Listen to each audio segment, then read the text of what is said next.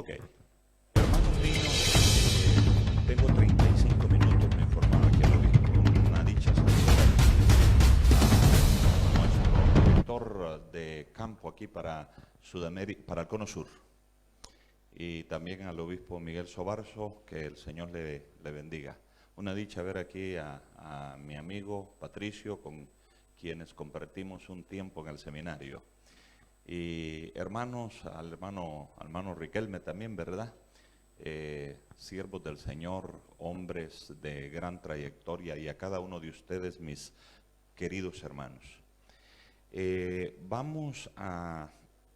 Les quiero compartir una porción de la Biblia que espero que no le voy a tomar como a leer la palabra como que fuera una escuela dominical de niños, pero está basada en la conversión de Saulo de Tarso. Y eso está en Hechos 9. Y ustedes han predicado muchas veces sobre eso, pero Dios nos quiere hablar ahora a nuestro corazón. Dice la palabra del Señor en Hechos 9. Saulo, respirando aún amenazas y muerte contra los discípulos del Señor, vino al sumo sacerdote y le pidió cartas para las sinagogas de Damasco, a fin de que si hallase algunos hombres o mujeres de este camino, los trajese presos a Jerusalén. Mas yendo por el camino, aconteció que al llegar cerca de Damasco, repentinamente le rodeó un resplandor de luz del cielo. Y cayendo en tierra, oyó una voz que le decía: Saulo, Saulo, ¿por qué me persigues? Él dijo, miren la primera pregunta de Saulo: ¿quién eres, Señor? ¿Quién eres, Señor? Y le dijo: yo soy Jesús a quien tú persigues, dura cosa te es dar cosas contra el aguijón. Él, temblando y temeroso, dijo: Señor, ¿qué quieres que yo haga?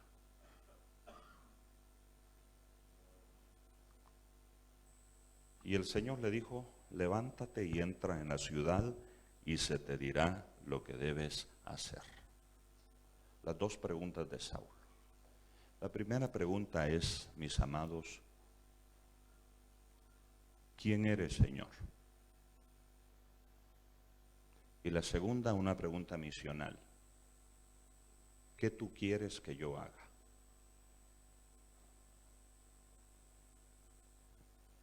Y las dos preguntas están íntimamente relacionadas, porque lo que tú vas a hacer depende mucho del concepto que tengas de Jesús.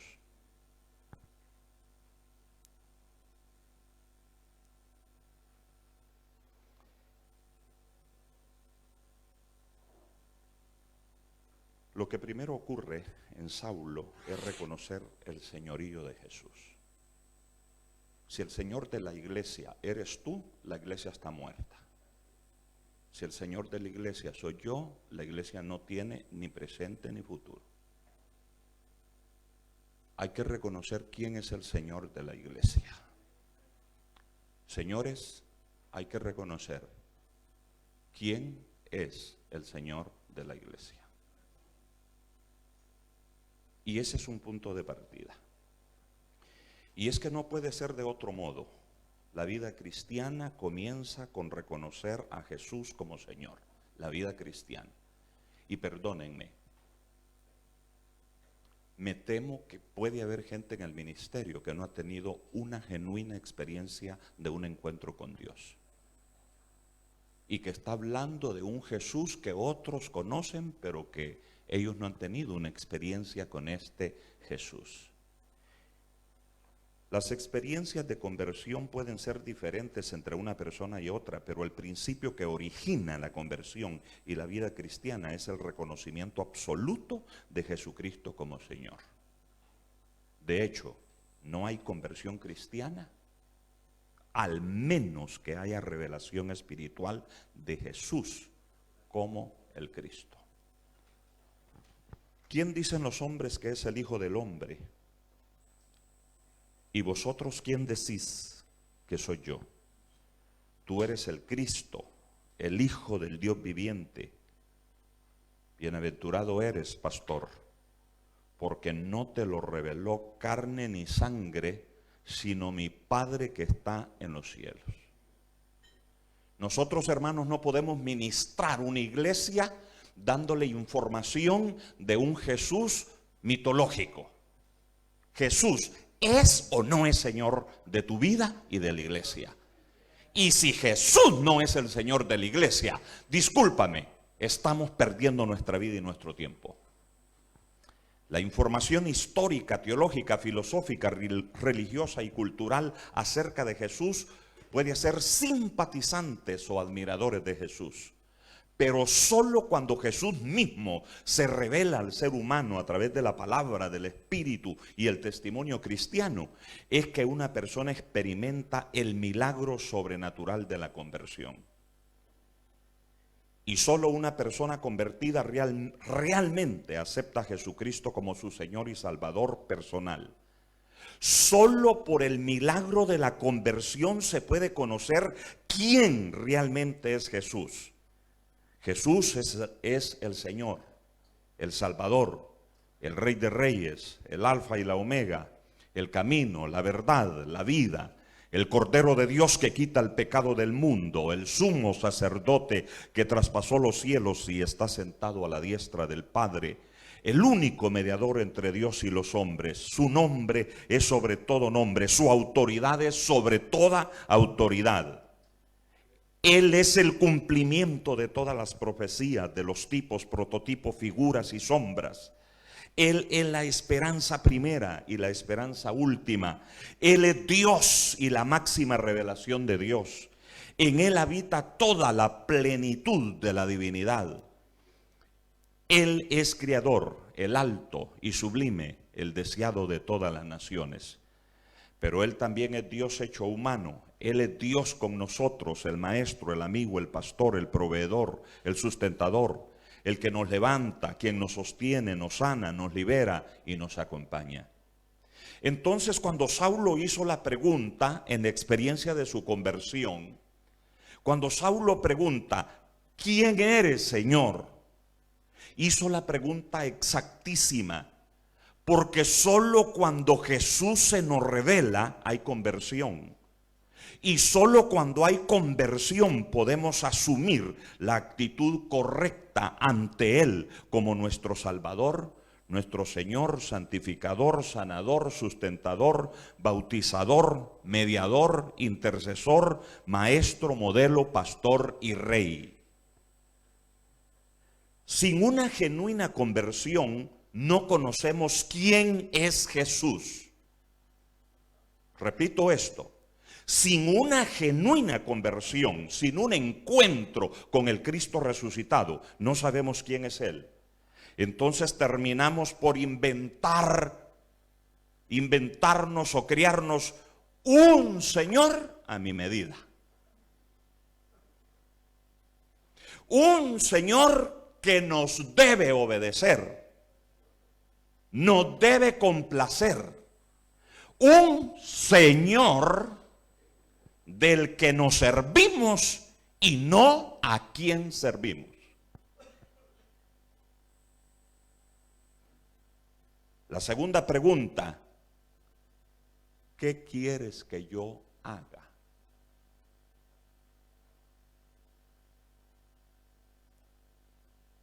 Yo supongo que no tengo que hacer un llamamiento aquí en esta asamblea a aceptar a Jesucristo. Solo es para indicar que el concepto que tenemos de Cristo y el compromiso en la misión son inseparables. Pero esta segunda pregunta sí es pertinente, mis amados compañeros. Les amo mucho con todo mi corazón. ¿Qué quieres que yo haga? ¿Le ha hecho usted esta pregunta alguna vez a Jesús? ¿O usted está dirigiendo la iglesia a su sabor y a su antojo? Porque usted ya se siente señor de la iglesia. y entonces al margen está Jesús. Una iglesia no va a prosperar con otros señores. Para que la iglesia de Cristo prospere, hay que oír al dueño de la iglesia. Y hay que preguntarle al dueño de la iglesia, ¿qué tú quieres que yo haga? Amén, mis queridos hermanos. Muy bien. La segunda pregunta es ministerial, misional y deriva de la primera. Si estamos ante el Señor, reconocemos que Él es la autoridad. Él tiene el poder y la autoridad para decirnos lo que debemos hacer. Escúcheme. Jesús tiene el poder y la autoridad para decirme a mí, sirviente suyo, qué es lo que yo debo hacer. Él tiene una voluntad, un plan y un propósito para cada uno de sus hijos y de sus ministros. La auténtica conversión de Saulo de Tarso se vuelve paradigmática, normativa. Si Jesús es el Señor, entonces preguntémosle a Él, ¿qué quieres que yo haga? Si Jesús de veras es el Señor de la iglesia de Dios, y nosotros sus sirvientes, entonces preguntémosle a Él, ¿qué quiere Él que nosotros hagamos? No le informemos qué es lo que nosotros deseamos hacer.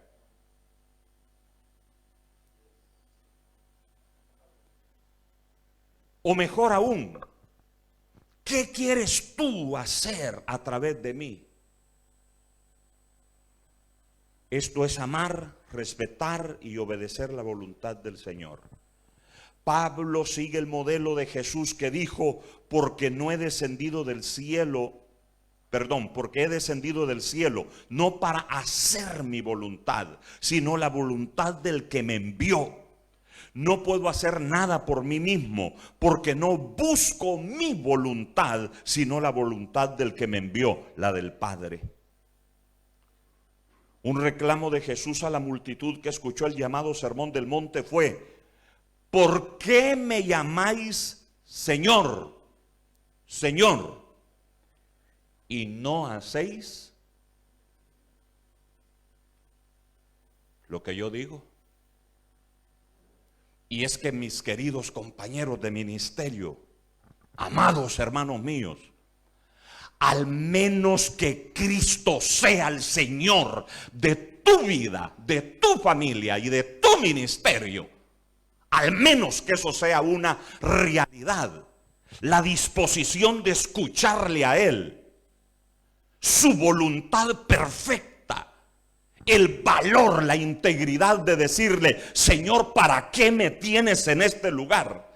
¿Qué quieres tú que yo haga? Al menos que eso ocurra, tu vida va a ser una intrascendencia total.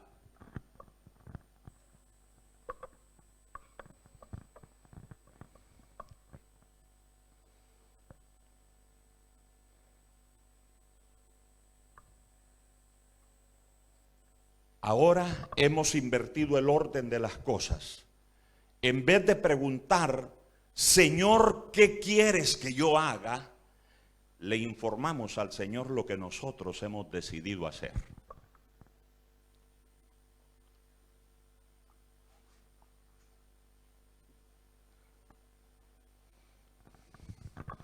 Hemos invertido el orden.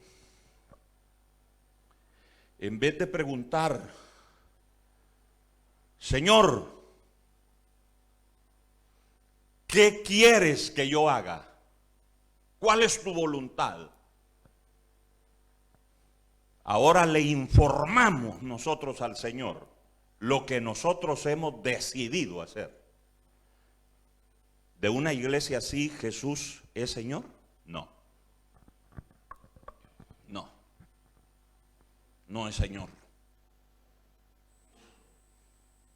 Y para mí, hermanos, este es el fundamento, porque hay gente que dice, para que la iglesia crezca, ¿cuál es la estrategia? ¿Cuál es el método? Es importante la estrategia, sí, es importante el método, sí. Muchas cosas son importantes, pero ninguna cosa se sostiene si no es sobre la base del señorío de Cristo, sobre la vida de sus ministros y sobre la vida de toda su iglesia. Este es el origen del fracaso y la corrupción en el ministerio. ¿Oyó esto? Muy fuerte, ¿verdad? Muy duro, perdonen, hermanos. Este es el origen del fracaso y la corrupción en el ministerio. Ahora el Señor no es Jesús. Nosotros somos los señores que le decimos a Jesús lo que Él debe hacer.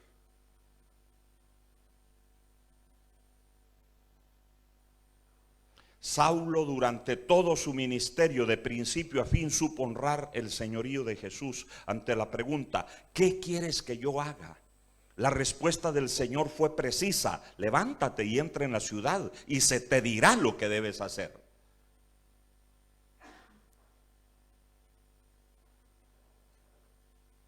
Señor, ¿qué quieres que yo haga? Levántate, entra a la ciudad, a tal dirección, y se te dirá lo que debes hacer. Y luego agregó el Señor: instrumento escogido me es este, para llevar mi nombre en presencia de los gentiles y de reyes y de los hijos de Israel. Esta es la comisión de Jesús para Pablo, y a esto él consagró su vida, no a otra cosa, a eso.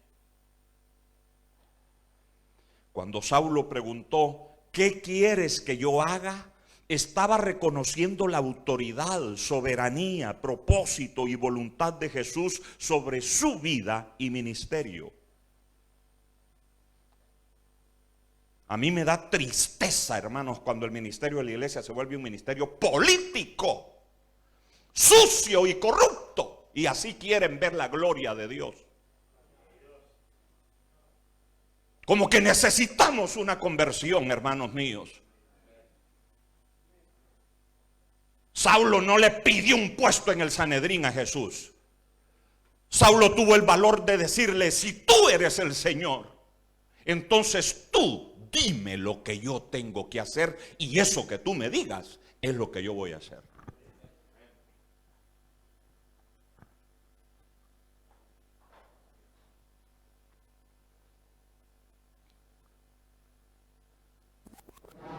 Fue por eso que obedeció a la voz del Espíritu cuando el Espíritu dijo: apartadme a Bernabé y a Saulo para la obra a que los he llamado. Ellos entonces, enviados por el Espíritu, dice la Biblia, porque Saulo ya no vivía para sí, hermanos, vivía para su Señor. ¿Usted para quién está viviendo?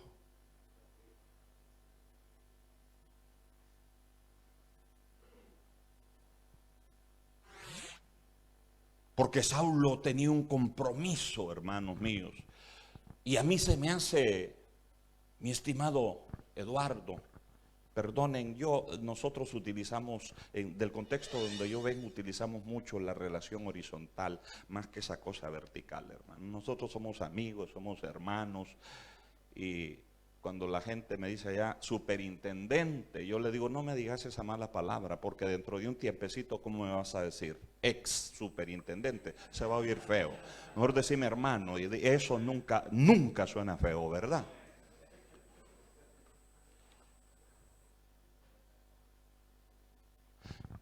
Querido pastor, yo espero que el Espíritu Santo en este momento te trate contigo. Yo espero, mi amado compañero del camino, mi amado compañero de peregrinar,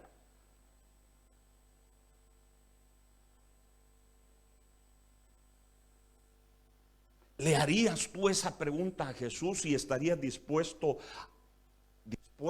porque veo que también hay pastoras acá, a obedecer lo que Jesús diga? ¿Qué quieres tú, Señor, que yo haga?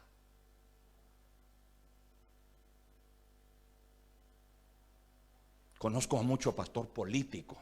Andan buscando iglesias, buscando puestos, porque ellos tienen su proyecto, pero no le han preguntado, ese es el proyecto del Señor. Ese es el proyecto del Señor. Eso es lo que Él quiere hacer. Ok, hermanos amados, vuelvo a lo que escribí. Pablo estuvo dispuesto al no de Dios. Por eso se dice, les fue prohibido por el Espíritu Santo hablar la palabra en Asia. Intentaron ir a Bitinia, pero el Espíritu Santo no se lo permitió. Y se le mostró a Pablo una visión. Un varón macedonio estaba en pie rogándole y diciéndole, pasa a Macedonia y ayúdanos. Cuando vio la visión, enseguida procuramos partir para Macedonia, dando por cierto que Dios nos llamaba para que les anunciásemos el Evangelio.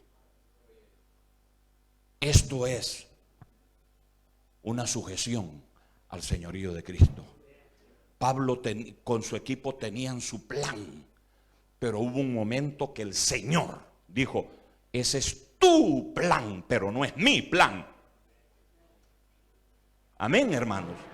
Ese es tu plan, Pablo, pero no es mi plan. Mi plan es otro. Y él estuvo dispuesto a obedecer. Amado pastor, ¿por qué estás donde estás?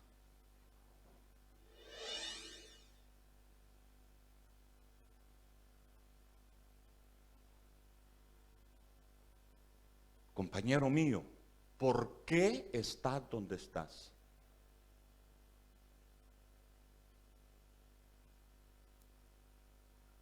Estoy donde estoy porque no tengo otro lado donde estar. Estás perdido, hermano. Esa pregunta requiere honestidad. Esa pregunta requiere valor. ¿Por qué estás donde estás? ¿Porque Dios te tiene allí? ¿O porque allí quieres tú estar? ¿Por qué haces lo que estás haciendo? ¿Porque te lo mandó el Señor o porque eso es lo que a ti te da la gana hacer?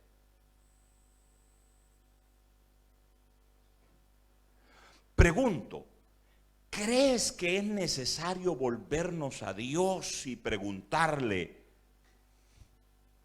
Jesús, dueño y Señor de la iglesia,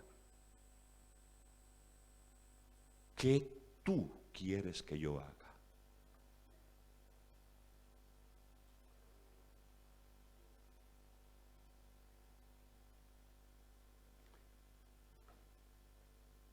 Y para ir aterrizando, quiero traer aquí un testimonio. Espero no ser indiscreto.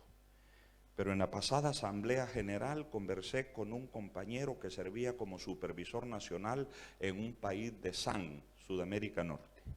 Y le pregunté por un pastor que fue nuestro compañero en el seminario de Panamá. Patricio y yo lo conocimos, fue nuestro compañero de ese país. Su respuesta me dejó frío. Me dijo, cuando yo le pregunté, mira, ¿y qué noticia me tienes de fulano de tal? Porque uno pregunta por sus compañeros, ¿verdad? Sus compañeros de estudio. Y me dijo esto, ese hermano que servía como supervisor, que en esta pasada asamblea fue relevado. Mire la respuesta.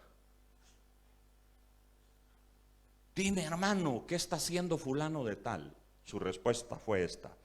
Hace 22 años, en la administración pasada le entregaron una bonita iglesia con 65 miembros en una ciudad. Sigue en el mismo lugar, pero hoy solo se congregan unas 18 personas. Le dije, ¿y por qué no hablas con él y le propones un cambio de lugar? Me contestó, hace 3 años lo hice y me amenazó. Me dijo que si intentaba moverlo, me ponía una demanda laboral por 38 años de trabajo en la iglesia. Yo no creo que Jesús le diga que eso es lo que tiene que hacer. Yo creo que eso o viene de su carne o viene del diablo, pero no puede venir del Señor de la iglesia.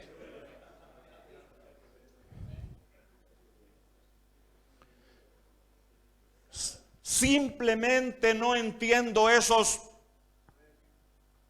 pastores.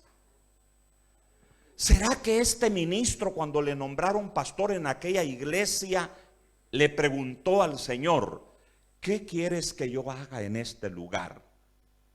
Y el Señor le respondió, siervo mío, te he traído a este lugar para que destruyas esta pequeña iglesia.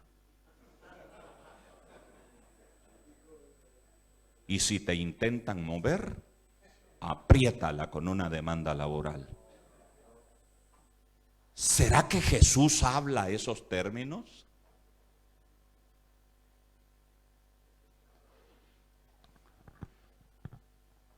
Yo no creo que ese tipo sea pastor. Perdónenme.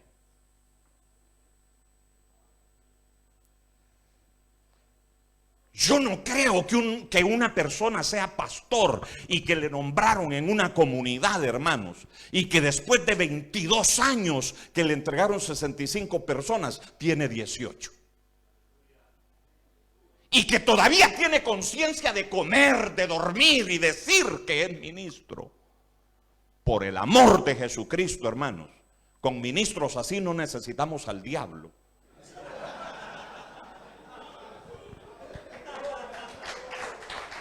No lo necesitamos.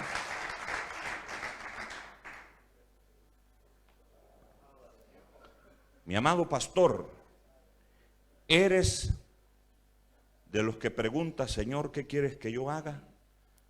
¿Para qué me has traído a este lugar? ¿Cuál es tu plan, Señor, para esta comunidad, a la que me has traído?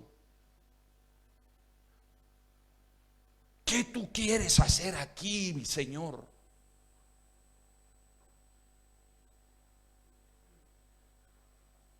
Si el obispo Miguel me nombrara pastor de Temuco, no daría un paso si no tuviera la certeza en mi corazón.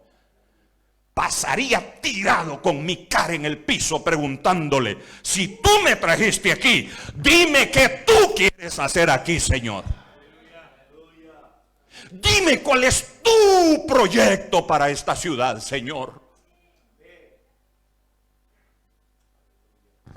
No lo que yo quiera hacer, Señor, lo que tú quieras hacer en esta ciudad. Y una vez que recibo tu visión, tu mandato, tu dirección, entonces yo me alisto, Señor, para hacer aquello, no que yo quiero hacer, aquello que tú me has traído aquí para hacer. Y yo no creo, pastor querido, que Dios te tenga para entretener una iglesia. Yo no creo, pastor querido, que Dios te tenga en tu comunidad para tener una iglesia anónima que nadie la conoce y que sea influencia en la sociedad.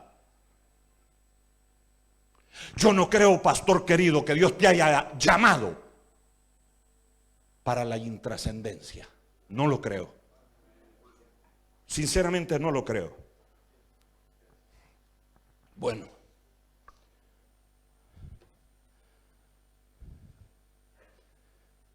¿Cuál es tu plan, Señor, para este lugar, para esta comunidad? ¿O ya te acomodaste a una condición de pura sobrevivencia? ¿Cómo ves el ministerio, mi amado? ¿Como el cumplimiento del propósito de Dios o simplemente como un modo de vida?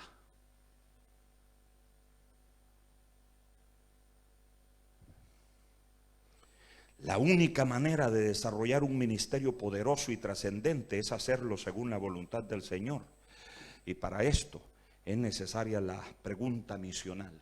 Señor, ¿qué quieres que yo haga? No, Señor, te informo lo que quiero hacer. No. Entonces Jesús no es el Señor.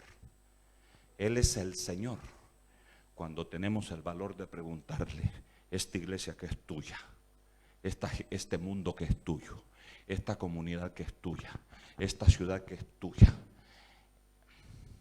¿qué quieres tú que yo haga? Sinceramente, no creo que la respuesta de Dios sea: siervo mío, te tengo en este lugar para que te acomodes al status quo, para que vegetes nada más.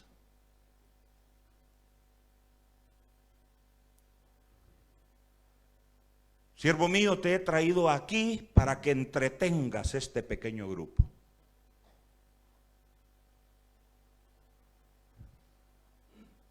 Siervo mío, te he traído aquí para que seas un anónimo en la sociedad, o para que la impactes, la transformes con el poder del Evangelio de Cristo.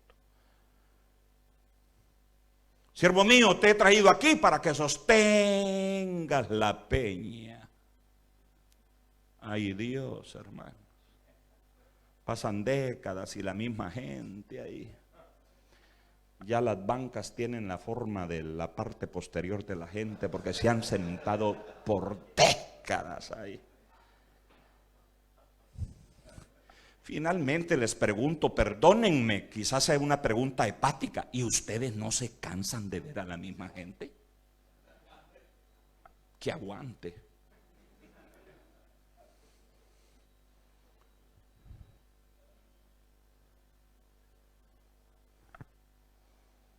Mejor adoptemos aquella canción mundana que decía: por eso aún estoy en el lugar de siempre, en la misma ciudad y con la misma gente, para que tú al volver no encuentres, hágame segunda, hermana, nada extraño, nada nuevo. Qué tristeza, siervo del Señor. ¿Tú crees que para esa intrascendencia Dios te hizo un llamado sobrenatural? No te desvalorices, compañero mío, compañera mía. Dios te llamó porque Él tiene un propósito. Dios te llamó y Él quiere usar tu vida. Aleluya, amén. Pero hay que hacer esta pregunta: ¿qué quieres que yo haga? 5 minutos. Vamos a orar. Te pido que reflexiones, mi amado. ¿Para qué estás donde estás?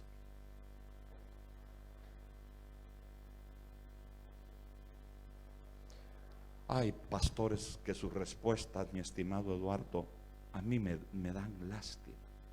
Bueno, estoy aquí ya planeando mi retirada, ya planeando mi despedida, y tengo que hacer tales y tales cosas. Un ministerio centrado en ellos y no centrado en la obra de Dios. Y por eso viven en la miseria. Por eso viven en la escasez. Por eso viven en la desgracia. Porque cuando nosotros dejamos de vivir para nosotros y vivimos para el propósito divino, entonces Él se glorifica. Entonces Él te levanta. Aleluya. Amén, hermano. Entonces Él, este Dios trascendente, te revela y te demuestra que Él no llama a ningún hombre, a ninguna mujer para vivir una vida intrascendente. Pregúntate en esta hora: ¿para qué Dios te tiene donde te tiene? ¿Qué quiere hacer Dios allí? No qué quieres hacer tú, ¿qué quiere hacer Él? Pregúntale, ten el valor de preguntarle. Y cuando tengas esa convicción, esa visión que viene de Él, de lo que Él quiere hacer, para lo que Él te llamó, entonces dedícate. No 99%, una dedicación 99% es fracasada, no sirve, porque ese 1% lo usa el diablo muchas veces para distraerte. Entonces dedícate 100% a eso, a hacer aquello que Él te llamó a hacer. Esto hace la diferencia entre un siervo de Dios que mira la gloria de Dios y entre un pobre siervo de Dios que mira las desgracias de este mundo. Padre,